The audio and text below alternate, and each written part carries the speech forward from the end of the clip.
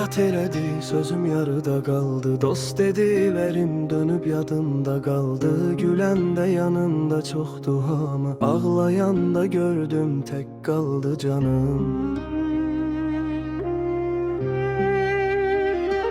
Bir vaxtlar uşaq idim, saf düşüncəylə dolu. İndi böyümüşəm, dərdlər dolub soluma. Bir gülüş üçün dünyanı dəyişərdim, amma o da getdi, qaldım yoluma. Bu həyat mənə çox şey öyrətdi. Kim var, kim yox, hamısı bəlli etdi. Qardaş, mən artıq çoxdan anladım. Xəyallarımdan bir addım dala qaldım. Qardaş, nə deyim, tale belə yazdı. Ümidlərim külə döndü, yağış yağdı. Bir gülüş, bir baxış, bir yalanla aldandım. Xəyallarımdan bir addım dala qaldım.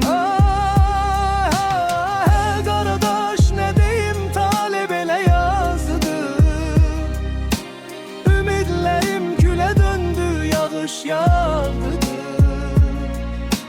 Bir gülüş, bir baxış, bir yalanla aldandım.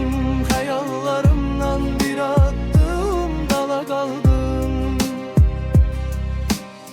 Hər gecə bir siqaret, bir də xatirə. Dosta çoxdu, amma səmimi azdı. Əməldə bu yolların hamısı mənə tanışdı. Amma xoş günlər sanki yad gəlir yadda.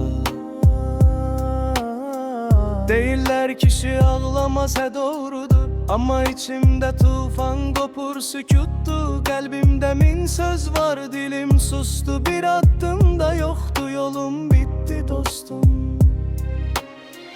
Qadandı.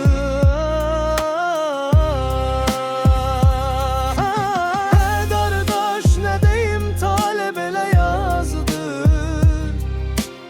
Ümidlərim külə döndü, yağış yağdı. Bir gülüş, bir baxış, bir yalanla aldandım. Xəyallarımdan bir addım dala qaldım. Qardaş, nə deyim, tale belə yazdı. Ümidlərim külə döndü, yağış yağdı. Bir gülüş, bir baxış, bir yalanla aldandım. Xəyallarım